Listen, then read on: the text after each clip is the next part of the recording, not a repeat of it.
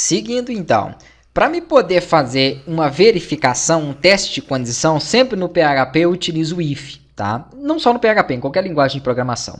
Então eu vou colocar aqui if, né, se o total de registros, eu até poderia colocar aqui uma variável chamada total de registros, faço muito isso, ó, e ele recebe a quantidade, a contagem do meu resultado.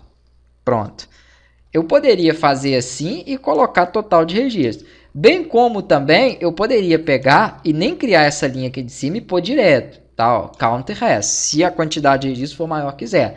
Mas eu acho que, por enquanto, é bom nós organizarmos aqui também variáveis para que vocês entendam um pouco melhor. Então, eu estou criando aqui o total de registros e estou fazendo uma verificação se o total de registros for maior que zero.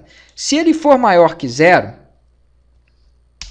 eu posso colocar aqui, ó, um retorno. Por exemplo, echo tem mais registros. Pronto. Se eu quiser, eu posso até colocar quantos registros tem aqui, ó, que é o valor dessa variável total reg. O ponto é sempre para você poder unir texto com variável, tá? E aqui é o seguinte, caso contrário, aí eu utilizo um else, porque se ele não tem mais de um registro, é a hora que ele vai, então, inserir esse usuário. Se eu salvar e atualizar aqui, ele não pode inserir mais usuário, ó. Ele mostrou tem mais registros. E aqui na frente, ó, ele mostrou quantos registros tem. 2, tá certo? Sim, são 2 registros aqui no banco de dados, ok? Só que assim, eu fiz o if dessa forma para vocês poderem entender. O ideal aqui é você comparar dessa forma. Ó. Se o total de registro for igual a 0, ele coloca essa execução. Por quê? Porque ele sendo igual a 0, significa que eu não tenho nenhum usuário administrador. Então, se o total de registro for 0, insira para mim esse novo.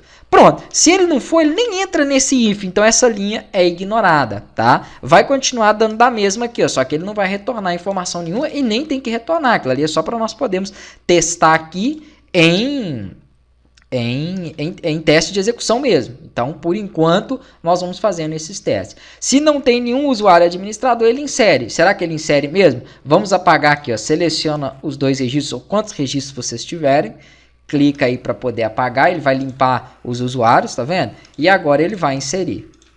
Prontinho. Ele vai inserir, só que ele vai inserir com o ID 3. Ué, mas por quê? Se não tinha nenhum outro, por que não foi com 1? Nunca vai voltar a ser 1, tá? Porque ele nunca vai repetir. Ah, mas vai ficar com essa informação incorreta ou fora de ordem? Não existe ordem para o ID. Uma coisa que eu vejo os alunos fazerem é eles ficarem incomodados com o registro começar com 3 ou com 5 ou com os outros ali.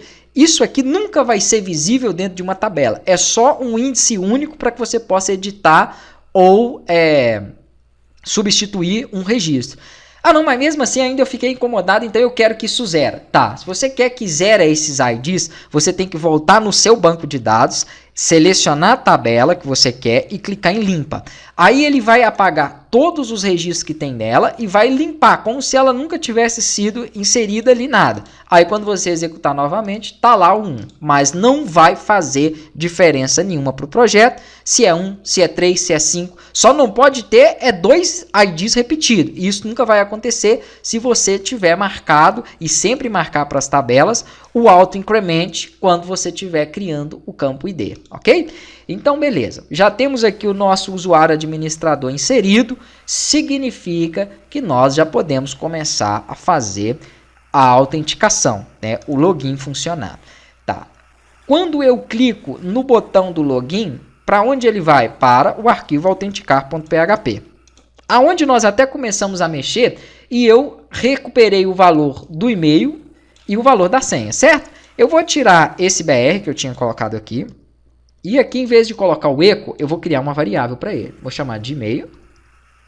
E aqui embaixo, eu vou chamar de senha. Prontinho. Então, eu tenho uma variável que recebe o que chegou do campo de texto e-mail e outra que chegou do campo de texto senha. Analisando a lógica, o que nós temos que fazer? Comparar com o banco de dados se esse e-mail e senha existe lá. Se está cadastrado esse e-mail e senha que chegou. Se eu tenho que comparar com o banco de dados, a primeira coisa que eu tenho que fazer é o quê? Conectar o banco de dados. Tá, pera lá, como que eu conecto com o banco de dados? Ah, colocando uma requisição, isso já foi falado. Então, você vem aqui acima, ó, e coloca a requisição.